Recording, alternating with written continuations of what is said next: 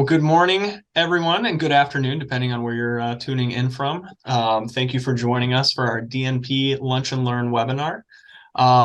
Just a few housekeeping notes. So I'll be introducing our two guest speakers who are with us today, and then we'll be going over some information in relation to our Doctor of Nursing Practice program. If at any time, if you have questions or if there's anything that you want to ask for more clarity on, feel free to stop us in the middle of our presentation, but we will be taking questions at the end of the presentation as well.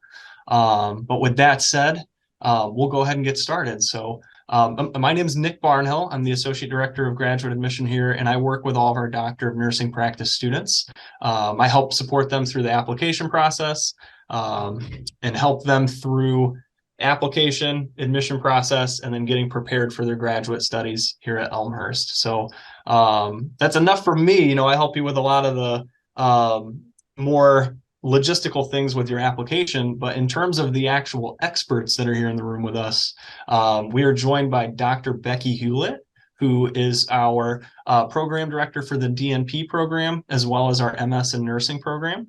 And then we are also joined here by Dr. Diane Salvador, who is our Dean of the School of the Department of Nursing and Health Sciences. And then she also serves as the Executive Director and a professor in the School of Nursing and Health Sciences as well. So Dr. Hewlett, Dr. Salvador, I'll go ahead and just turn the floor over to you if you want to give a brief introduction, maybe talk about how long you've been at the school, all that kind of good stuff. Sure. Becky and I came at the same time, so that's an easy question to answer. This is our 7th year here at Elmhurst University. I have a varied background, as most nurses do, in education and healthcare administration and in nursing. I've done quite a bit in all of those fields. I won't bore you with all the details. I'll just let you I know that you understand that nursing and the profession of nursing does a lot and can do a lot. So with your DNP, you will have potential to do much more than you're doing now and possibly go in different directions also. And my clinical background is in transplant and nephrology and in nursing administration, but also education for the last 10 years. Awesome. Thank you both. Well, without further ado, we'll kind of jump in. I'm going to ask you some questions, and we'll kind of dive in a little bit deeper into the program, just into the field of nursing as well, and get a good understanding of what our program has to offer. So whoever wants to take it, I'll leave it up to you guys. But first things first, how long has Elmhurst been offering nursing programs? Well, Elmhurst University has a long and strong history of education. We've been here for over 150 years as a university. Our nursing program started in 1970, so we have over 50 years of experience in educating nurses. We have expanded from a BSN program in 1970. In 2003, we added our RN to BSN program, which is a BSN completion program.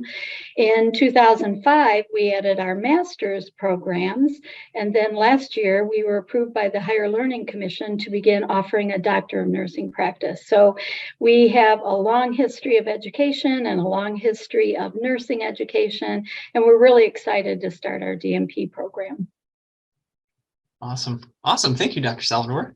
And I guess, kind of building off of that, this DNP program that we've, gone into starting, there's been a lot of students asking questions about, what is a Doctor of Nursing Practice program? Is it similar to a nurse practitioner program? Is it different?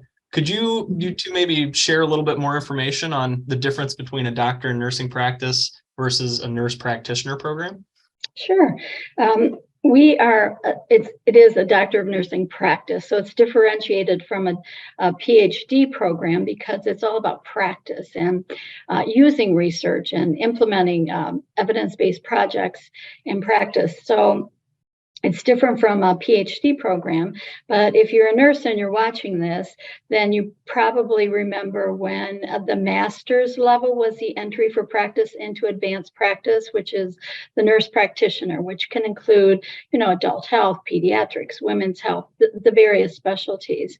As a profession, we decided to move to entry into practice at the doctoral level. So we have various entry points at this point in time. You can get into a DNP program from the bachelor's level, so you can have your BSN in nursing and then decide you want to go into doctoral level education and get your DNP in practice.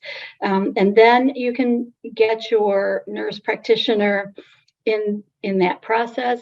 You can get your DNP postmasters, so either post-baccalaureate or postmasters, where you're either a practicing nurse in the clinical area, in education, in administration, and you decide to go back and get your doctor of nursing practice. So there are various entry points for students looking to get into a DNP program. Our program specifically is for postmasters DNP students. So you have to have your license and working and some experience in nursing, because it's all about systems leadership for this particular program. Awesome. Thank you. Thank you for sharing more. And then Dr. Hewlett, just out of curiosity, I believe that you have your DNP degree. Was just going to ask for maybe, some of your personal stories, or just to share some information in terms of, what students can go into with this degree.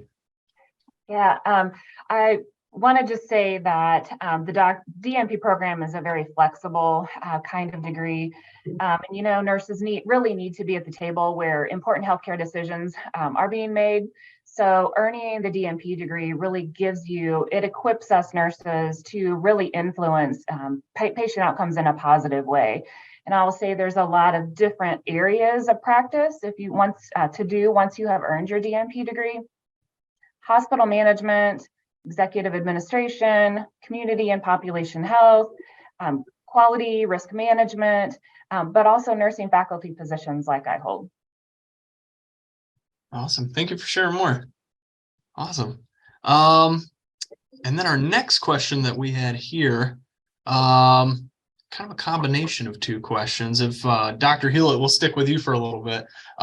Could you talk a little bit about, just more focusing on the curriculum of the program? Could you talk a little bit about, what the focus is of the program? What's the program format? What does the length of the program look like for students? Sure, absolutely. I'm going to share my screen so we can have something to look at. I'm a visual learner, so let's get this going. All right. So our program is really centered around, as Dr. Salvador said, systems and organizational leadership. The program's about 2.5 years, 7 semesters. It's completely online. It is a combination, though, of synchronous classes and asynchronous classes. It's a part-time program, and you'll see as we kind of move through the curriculum briefly, you're really only taking one class at a time. Classes are one evening a week, and it really is meant for working individuals to make it as convenient as possible. So the next slide really dives into the curriculum. So to kind of orient yourself to what's happening on this slide, the blue font is all about clinical time and what you're doing with that clinical time. So the names of the classes are there. We do an introduction to the DNP role to begin with the fall start. And during that time, you are starting your clinical time immediately in the very first class. So as we advance through these slides, all of the blue font indicates what you are doing towards that DNP project. Okay, then you move into a healthcare and information systems in the second half of the fall semester. In the springtime, you take epidemiology and then a translating evidence course where you're really digging into your literature review on your project. We do part of the admission process is for you as a potential student to apply. You have to talk about what project you foresee yourself doing during this program, in addition to who your preceptor will be. So In the summertime, just moving forward, you're talking about your looking into your theoretical framework that you're going to use to frame your work in your DNP scholarly project while you are in a class, leadership and organization systems. Then the next 3 semesters look like population health, where you're talking about what's your actual intervention in your project, in addition to any IRB approvals that need to be made for your clinical time during that population health class. Then you move into a health policy class. And then in your final 3 semesters, you are actually working on your project. So it's implementation of your project, then further implementation and evaluation as you move into the summertime. And then in your very final semester, hopefully that is all completed and it's time for dissemination and manuscript preparation. So you don't have to submit your manuscript for publication. However, we do want to prep you for that. So that's kind of how we end the program. So when once you graduate, you can actually submit your doctoral work for publication. So that kind of gives you a very brief overview of our curriculum and the focus being on systems and organizational leadership. Great. Thank you, Dr. Hewlett. And then we actually had a question come through in the chat, and just want to make sure that we address it. So we had a question here from Mitt. How long is each course? Each course lasts about 7 weeks. So they are accelerated classes, but the great thing is it's 1 night a week and you're focusing on one topic. So that really helps you kind of move through the program in a very succinct manner. I just wanted to add too, one of the unique things about our program is that we start clinicals right away. So you're getting those clinical hours and clinical experiences. We don't front load theory and then at the end you work on your project. It's from the very beginning. So all of the theory that you're studying, you're implementing it right away and you're making it part of your project. So by the time you get to the end, your project is fairly well on its way. Dr. Hewlett did a majority of the designing of this program, and I think she did a really good job in making sure that we get that clinical implementation right up front from the very first class. And you won't see that in many of the programs that are out there today. So it really makes your life a lot easier, kind of gives you a sense of purpose, like, why am I taking this course? Oh, because I'm building this into my project, and this is how I'm building it in. So I think that's unique and really a benefit for our students. And any good quality improvement project, evidence-based practice project requires a length of time in order to do it right and to actually sustain those changes. And that's really what we're looking for. Great. Thank you for sharing. Thank you. And then it looks like next here, Dr. Hewlett, if you'd like to talk a little bit about the admission requirements for the program, and then I can kind of tag team that with you if you'd like. Sure. Okay. So first of all, as Dr. Salvador indicated earlier, we do require a master's degree in nursing. Obviously, we're going to want your transcripts from everywhere you have gone. You do need to have an active license and be employed as a registered nurse. You, of course, always have recommendations from 3 people, and we do like to have both formal and informal kinds of relationships. So really be choosy about who you select to do those recommendations for you. Obviously, we want a current resume, really focused on your work history, but also your levels of responsibility, any committees that you serve on, leadership roles that you do, and I would say both formal and informal leadership roles. Then the next thing is you'll have an interview with myself, and then there's always a submission of a written statement, and there are 4 pieces to that written statement. The first one is revolving around identification of your project, of your potential project. We want you to talk about the problem or the issue that you'd like to tackle, and then describe what evidence-based and interprofessional change it's going to take to solve that problem. Then describe to us and talk to us more about the level of the change. We really need it to be at a systems level, regional, national level perhaps, but it does need to be at least at a systems level. And then the final item that is part of the written statement is all about your preceptor. Who are they and what are their credentials? And then the last one is just an official documentation of what the hours that you have completed as part of your MSN program. We do need official documentation from the institution that granted your MSN degree so we can kind of see where you're at. Our program is built on, hopefully you're coming in with 250 clinical hours. If you are not, we have a way to remedy that quite easily. However, we do need to know where we're starting from. Wonderful. Thank you, Dr. Hewlett. That was very robust. Yeah. And if you know, anybody watching, if you have questions that come up, if you're not sure if something works out for an admission requirement, you know, you can always reach out to myself. You can always reach out to Dr. Hewlett. We're happy to set up a time to talk with you as well individually. And then it looks like we had a couple questions come into the chat that I just want to make sure I address. Now, Dr. Hewlett, is there any work experience required for the program, like in terms of years of work experience, anything along those lines? There's nothing besides being employed as a registered nurse. We do this program, DNP programs usually capture a leadership audience, but we don't require you to be in a titled leadership position to come into the program. Wonderful, wonderful. And then our other question here in the chat, what are the requirements in terms of degree for the preceptor? Yeah, that's done on an individual basis.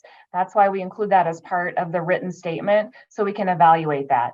You know, right now in the market, there is not a lot of actual DNPs practicing yet. And so we like to have a little flexibility. We do prefer that they have a BSN or an MSN, but they may have a different kind of degree. So that's, again, why we want you to include that information in the written statement so we can evaluate that. And if you don't have a preceptor, we can help you with that. I know it kind of scares people sometimes to think, oh, I have to come in with a preceptor, but we're here too. You're not in this alone. Faculty are here to support you the entire way.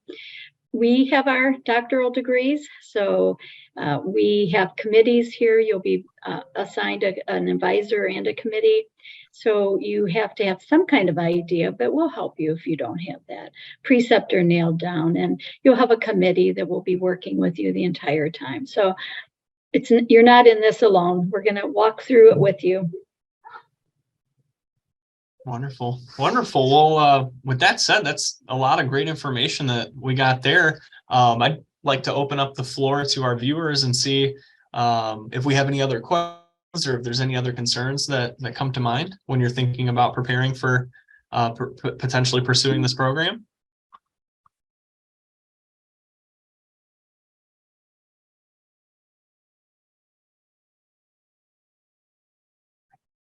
Awesome.